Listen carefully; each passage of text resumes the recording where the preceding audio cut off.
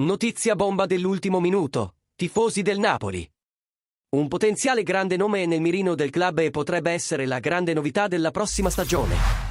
Per non perdere nessun dettaglio, iscriviti subito al canale e attiva la campanella per seguire tutti gli aggiornamenti. Lasciate un like e mostrate il vostro sostegno mentre approfondiamo questo possibile ingaggio milionario. Secondo quanto riportato dal giornalista Armando Areniello di *7 Gold* e *Tribuna.com*, il Napoli sarebbe pronto a fare un grosso investimento per portare Víctor Gyökeres, attaccante dello Sporting Lisbona, come rinforzo importante nel prossimo mercato dei trasferimenti.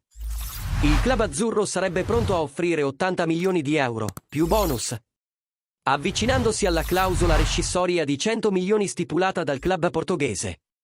Inoltre, per convincere il giocatore si sta preparando un contratto quinquennale con stipendio tra i 5 e i 6 milioni di euro all'anno, più bonus. Questa mossa dipenderebbe, tuttavia, dalla vendita di giocatori chiave come Victor Osimhen e Kvicha Kvaratskhelia, nel caso in cui quest'ultimo non dovesse rinnovare, e dalle entrate derivanti da altri trasferimenti minori.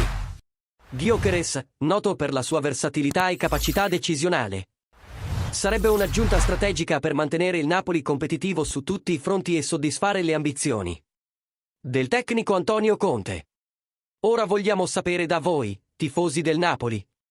Pensate che Gyökeres valga l'investimento di 80 milioni di euro? Pensate che il Napoli debba cedere Osimhen o Kvaratskhelia per rendere possibile questo acquisto?